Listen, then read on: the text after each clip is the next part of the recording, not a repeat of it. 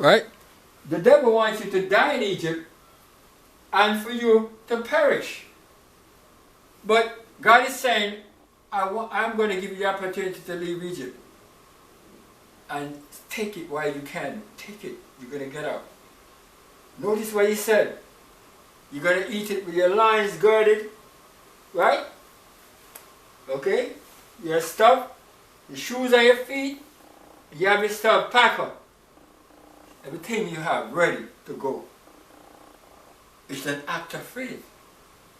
Right? But these children of Israel were going to the physical promised land. That's where they were going to.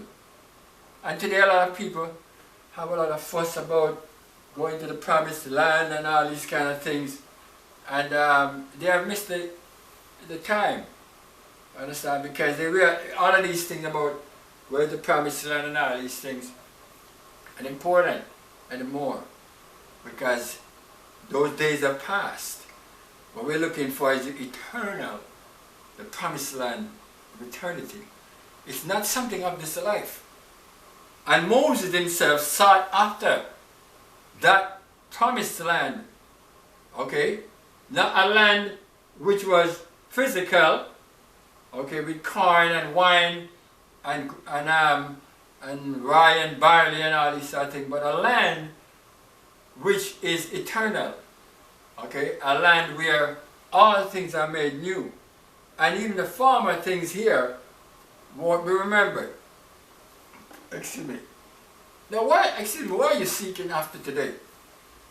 You see, as I said, the times that we're living in, the evils that are coming in, pressing in against us. Does your soul cry out for something?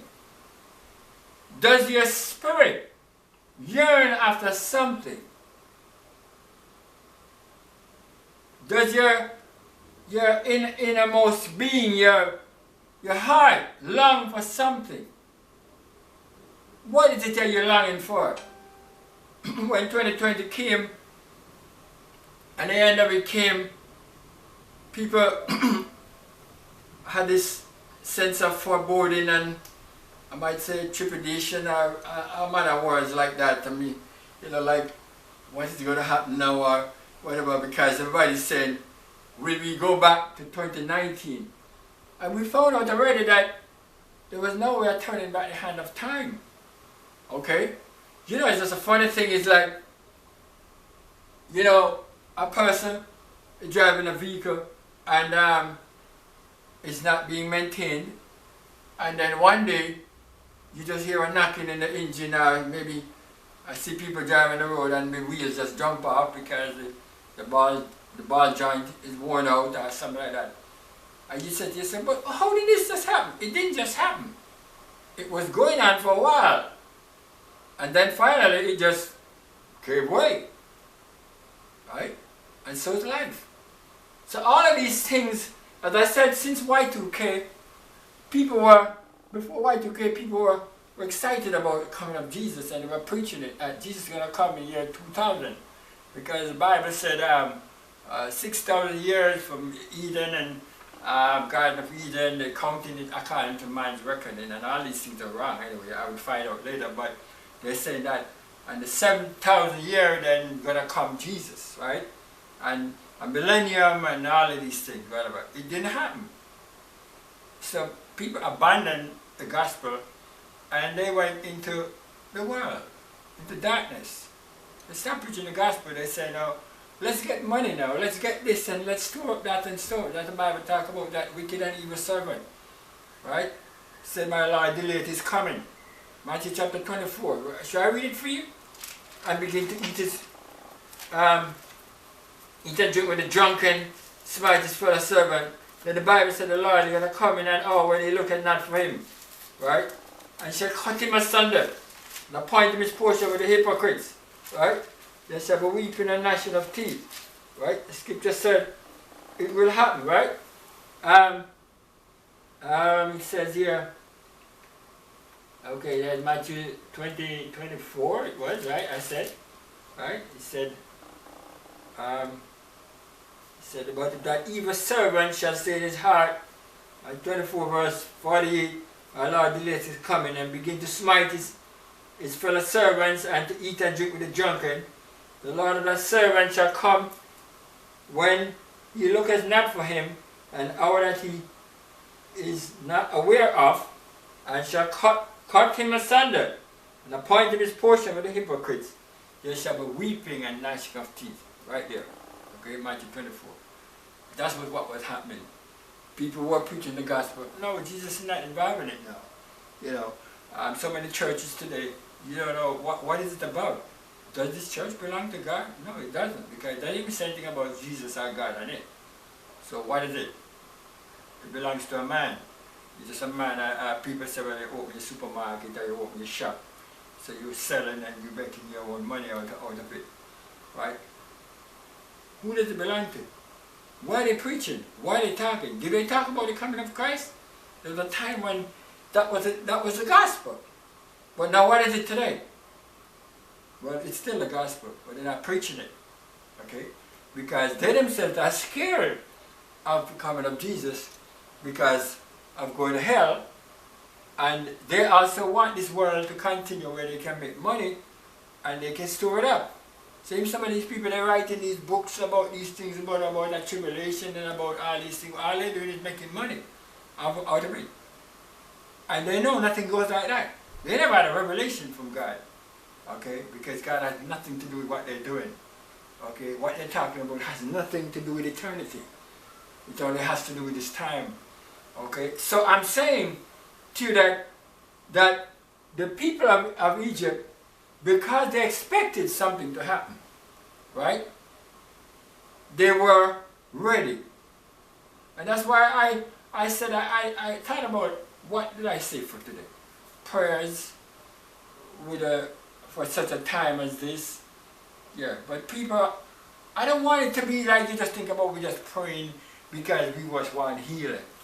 Or we're praying because we don't have any money in the bank, or we're praying because we don't know where our dinner is going to come from, or our rent is going to come from, or mortgage or something like that. That's not what I'm talking about. Okay? I'm talking about prayers for eternity and readiness. Okay? So when in Matthew 25, when Jesus spoke about the virgins coming, the 10 virgins, right? He said that at midnight there was a cry heard. And you said to yourself, like, we talk about midnight, many people have thought that, well, oh, so Jesus was going to come in at midnight. That's not the point. He said it could be any time. But what he was saying, there was a midnight cry. In the time of Moses, there was a midnight cry. It was a cry of desolation and destruction. The people of Egypt were crying. Okay? They were crying because of what the devil had led them into. They had worshipped idols. They had worshipped the devils and the evils. And God had been protecting them from many things that were happening. And God took away his protection from them. And the devil were pummeling them with evil. The Bible said God said, let those evil angels went out among them. And you see, that's one of the things that God was saying to me, you know. Because many people, when they see that evil is happening in the world, they say that, well, God is doing this to them. And, you know, so they make the devil look like he's a good guy. But they don't understand that what's going on there. You see, because God has been so good to people. He has protected them. They have been ungrateful. Right? They have used his name spitefully. Right? So God take away his protection from them. And the devil has his way with them. That's what the devil wanted to do. Why do you think that this world is even as it is now? If God had left it to the devil. You see, when we are driving on the road, many times I'm saying, look at us driving the road. 3, 4, 5 lanes of 6 lanes of traffic going on, and nobody hit one another, and everybody get home safe. You think that's the devil who's doing that? If God didn't put a protection on that highway and for us, right, it wouldn't happen. Okay? So God will take away his protection from this and his blessing from this, then it's hell broke loose, as the saying goes. That's what happened in Egypt. And the Bible says God sent these devils, he sent them among them. And they went out there and they plundered them. Okay? Alright, so this is the time that we are living in. When mercy, God is taking away his mercy from this world. Okay? They have used his name spitefully. They have disregarded his covenant. They have spat upon his son. Okay? Those who physically did it in the days of the apostles, they suffered for it. Okay? And many people have done it even now. And what they try to do is to take away the knowledge of God out of this world. Okay? And the people themselves who are doing it, they know that the evil that they are doing. So I'm saying to you today, let us just pray, let's have prayers, and let us be steadfast. Let us be conscious of the time in which we live. Because the midnight cry is that Jesus is coming again, and Jesus is at the door. That's what the midnight cry is. Many people, when they hear this midnight cry, and they hear about this today, they're scared. They say like, what? Jesus coming? I don't want him to come. Not yet. You know? They go to church every week, don't they? They go to church, wherever church they go to. And some of them claim to be Christians. They're not Muslims. Right? They don't belong to Hindu religion or whatever. They're people who say they believe in God. But they say, don't let him come yet. I want to do this and I want to do that and I want to do that. And as the Lord told me when I wrote this thing, was it last year or the year before, he said, tell them for me that this world belongs to me. They can't tell me when to come. Right? It's not, they don't have prerogative. You can't, in my house. You can't tell me when to come to my house. Right? I come and go as I please. So tell them for me who are saying that I don't want him to come yet. Okay? But at the same time, why don't you want him to come? Why don't you want him to come?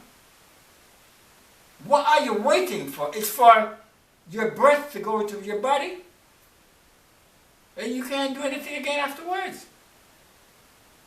Because as I said before, the Holy Ghost is witness, saying that the circumstances that were upon Israel in Egypt, were closing them in a place where it was sitting on top of them and pressing them down. Right? And so that's when they realized that their only solution was to cry to God. Now, I'm saying to you that many of them died in the whole situation that was going on there. Many